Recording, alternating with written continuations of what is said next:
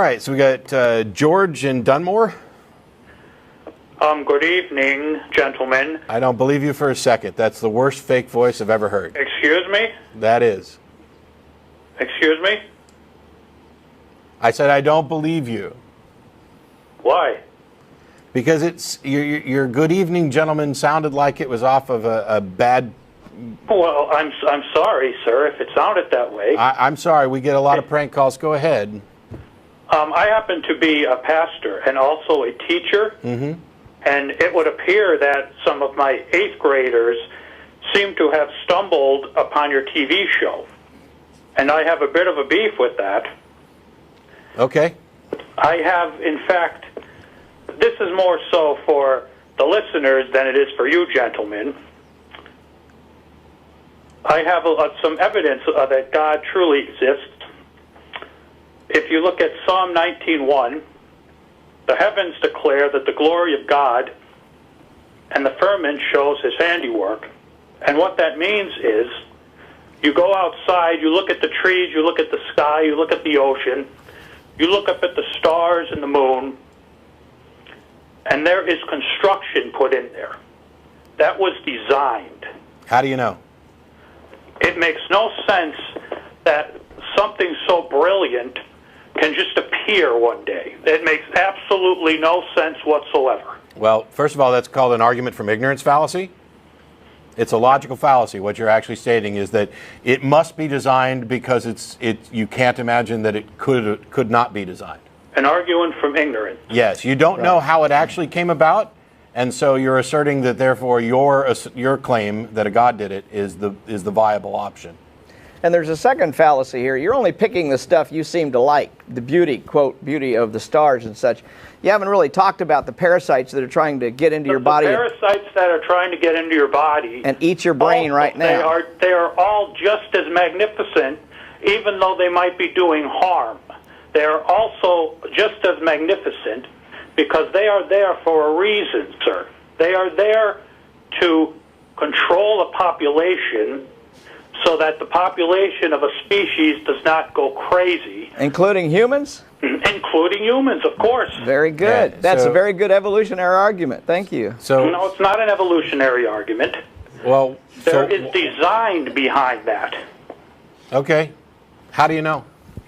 You can see it with your own eyes. All you need are eyes, and you can see the design is there. That's not how we recognize design. I'm sorry. You don't just point at something. That's how I recognize design. And that's why we don't believe the same thing, because you don't understand how we actually recognize design, and you just think that you look around and see it, and it is so. And unfortunately, that's not the way evidence works. So when you call in and say you have evidence for a God... I have evidence right here. Isaiah 40:18. No, sir. The Bible is not evidence for the existence of a God.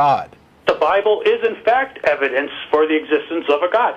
You don't believe it is evidence, but in fact, that's there correct. are people that do believe it is evidence. And those people are wrong. How do you know? Because the book cannot be evidence for the existence of a God. You need more than that to demonstrate. The book cannot be proof.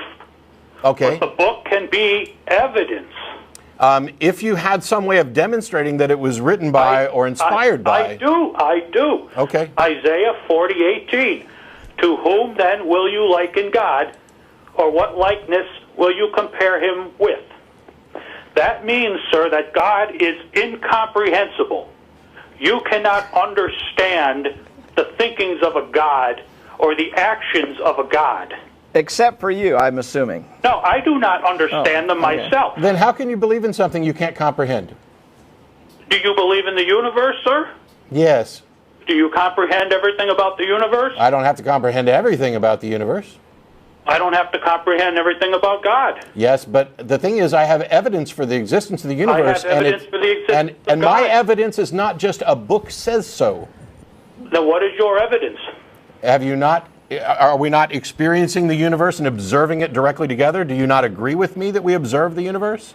Well, what you call the universe, sir, I call God. Oh, so your God is just the universe. Why, if we already have a name for it, why call it God? Because I believe it is a God. That's why I call it God. You believe the universe is a God? I believe that God created the universe. Well, no. That's two different things. You can't believe the universe is God and believe that God created the universe. I believe that God had part in the universe, in the creation of the universe. You certainly seem to have a whole lot of comprehensible things about this incomprehensible God, and yet they don't make any sense. Well, it isn't an incomprehensible God. You said it was. And I have a question. Is the Bhagavad Gita evidence for a God? Is the Quran evidence for a God? Of course. And if it is, they are. Which Okay. God? Which gods? The God. They're all the same God. Oh, okay. Oh, so I could worship Allah? Yes. and okay. yet, God. and so you think the universe is God? Why does I don't think the universe is God. You said you did a minute I ago. believe that God had part in creating the universe. Okay, well, a minute ago you said the universe was God. I mean, if you know, if the guys in the studio could, we would rewind it, and you could say. Okay, but I have said the universe is God. That's not what I believe. Okay. I believe that God had a hand in creating the universe. I believe So that God... was he working with somebody? He's not working with anybody, sir, no. So he created the universe all on his own. Of course, why not? Okay, how do you know that God created the universe? There is evidence in the Bible that he No. created... Evidence. Yes, there is evidence in the Bible that God created the universe. There So, are things in the so Bible... George, this conversation is going to be pointless because if you just keep going back to your ancient book, we're getting nowhere.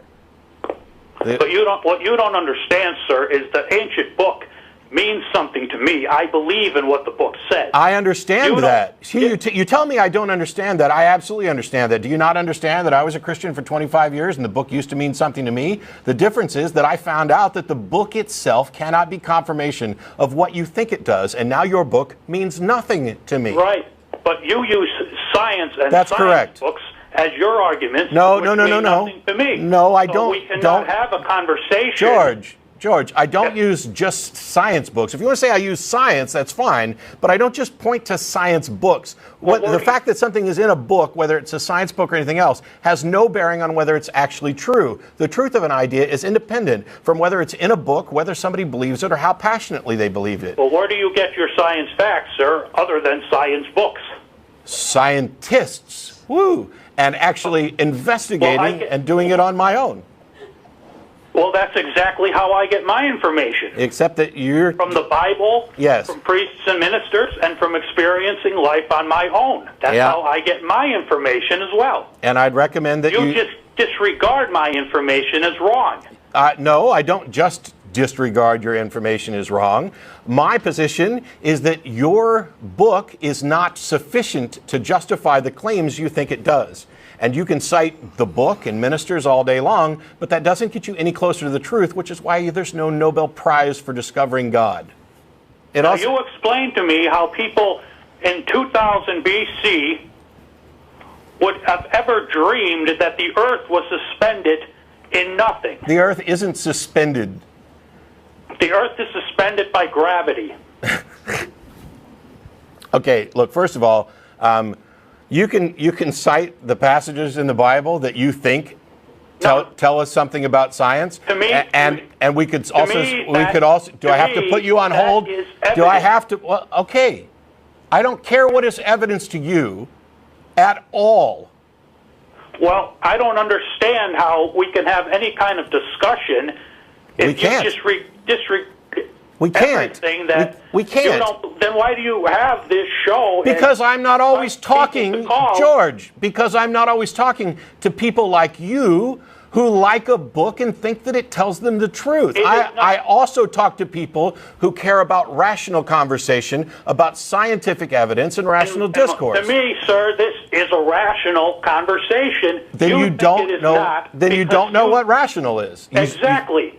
Because you think that what I think is not rational. That's your yes. opinion. Well, No, I it's think not. That your thoughts No, are sir. not rational. No, sir. It's not just an opinion. There is. It is just an opinion because my opinion is different than that. George, if we had followed your logic and your opinion, which we did for 2,000 years, we would still be worshiping devils. We would still be thinking devils cause disease. We would think devils cause mental illness.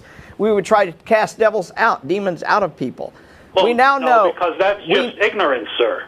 That's just ignorant. Well, Jesus cast demons out of people. Jesus was pretty damn ignorant himself, in my estimation. I know. Jesus performed miracles and Jesus cured the sick, and that was interpreted by people that didn't know any better, who thought he was casting demons, when actually he was curing an ailment from that person. Okay, but people 2,000 years ago who saw that assumed he was casting demons. Great. So what you've just said is the book you believe in has faulty information in it, and your God hasn't bothered to update it. It has faulty information, I agree. And your God hasn't bothered to update it, and yet you can somehow discern the truth from the fiction within it. What mechanism do you... Yes, I can, because I have a mind and I have a brain. Yes, and so do I, and so do all the other people who disagree with you, including people who are believers in the God. You realize there's thousands of denominations that adhere. Yes, I realize that, of course. And they disagree on all sorts of things, and yet you got it right.